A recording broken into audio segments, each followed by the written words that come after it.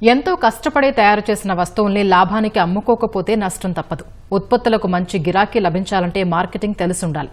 అందుకోసం మహిళా పారిశ్రామికవేత్తలకు చేయూతనిస్తోంది జనశిక్షణ సంస్థాన్. 30 ఏళ్లుగా విజయవాడలో మహిళా ఉత్సవ్ నిర్వహిస్తోంది. విజయవాడ మధు గార్డెన్స్ మొఘల్ ఎగ్జిబిషన్ హాల్లో మహిళా ఉత్సవ్ను నిర్వహించారు. ఈ ఎగ్జిబిషన్ కు జిల్లా వ్యాప్తంగా ఉన్న మహిళా పారిశ్రామికవేత్తలు తరలివస్తున్నారు. చేనేత చీరలు, ఫ్యాషన్ డిజైనింగ్ దుస్తులు, మట్టి, పూసలతో చేసిన వస్తువులను అమ్మకానికి పెట్టారు. మహిళల్లో ఆత్మవిశ్వాసం పెంపొందించి వారు పారిశ్రామికవేత్తలుగా ఎదిగేందుకు అవకాశాలు కల్పిస్తున్నామని జనశిక్షణ సంస్థాన్ ప్రతినిధులు తెలిపారు.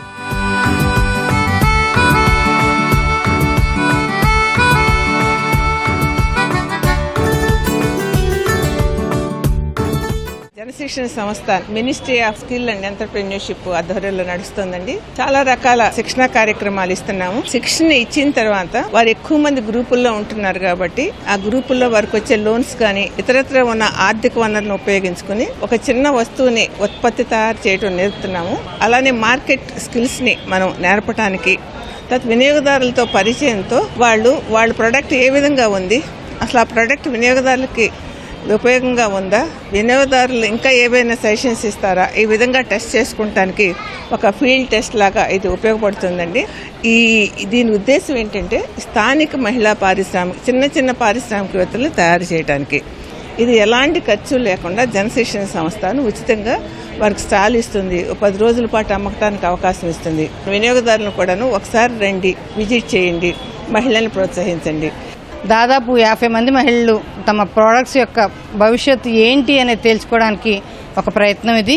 వాళ్ళ ప్రోడక్ట్స్ని అమ్ముకోవడానికి ధర నిర్ణయించుకునేప్పుడు మార్కెట్లో ఉండే ఇతర ప్రోడక్ట్స్ని కూడా కన్సిడర్ చేయడం, వాళ్ళని ఎంకరేజ్ చేయడం, సాధికారత వైపు నడిచే మిగతా మహిళలకు ప్రోత్సాహాన్ని ఇవ్వడం, ఇవన్నీ జరుగుతున్నాయండి.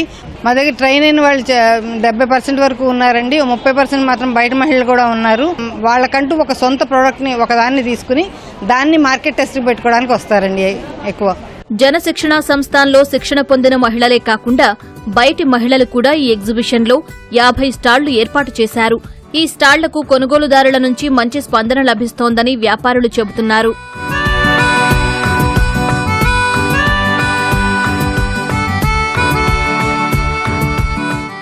నేను 10 years అయిందండి ఇక టైలరింగ్ నేర్చుకొని. అలాగే tie and dye, printing, screen printing, block printing ఇవన్నీ కూడా నేర్చుకున్నాను. నేను వేరే స్టూడెంట్స్కి కూడా చెప్తూ ఉంటాను అనమాట, ట్రైనింగ్ ఇస్తూ ఉంటాను.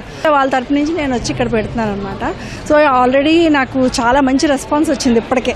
అంటే ఇటువంటి ఎగ్జిబిషన్స్ పెట్టడం వల్ల ఏంటంటే మాలాంటి వాళ్ళకి బిజినెస్ డెవలప్ అయ్యి మేము కొంచెం ఇండివిజువల్ ఎంటర్‌ప్రెన్యూర్స్ అవుతామని ఆశిస్తున్నాను. నేను కొన్ని బీడ్స్ తీసుకొచ్చి వెరైటీగా దండలు తయారు చేయడం ఇష్టము.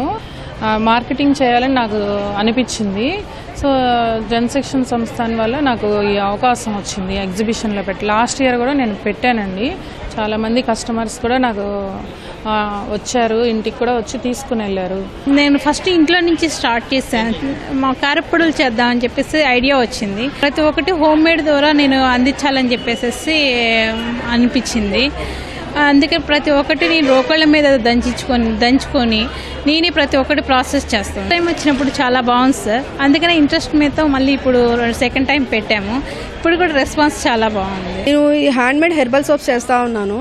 స్కిన్ వల్ల కూడా చాలా డిసీజెస్ ఇష్యూస్ వస్తూ ఉంటున్నాయి. దానివల్ల కూడా మన హెల్త్ ఇష్యూస్ చాలా డ్యామేజ్ అవుతున్నాయి. స్కిన్ క్యాన్సర్స్ అంటున్నారు. నేను ఇంటి పర్పస్ కోసం అని స్టార్ట్ చేశాను. ఓకే, ఒక ట్రై చేద్దాము.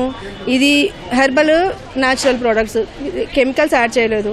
సో ఎందుకు ఇది మనం ఇంకొకరికి తీసుకెళ్తే ఎలా ఉంటుంది, దానికోసం అని ఫస్ట్ టైం ఒక స్టాల్ పెట్టడం జరిగింది. ఇది జనశిక్షణ దగ్గర నుంచి నాకు ఒక అవకాశం దొరికింది.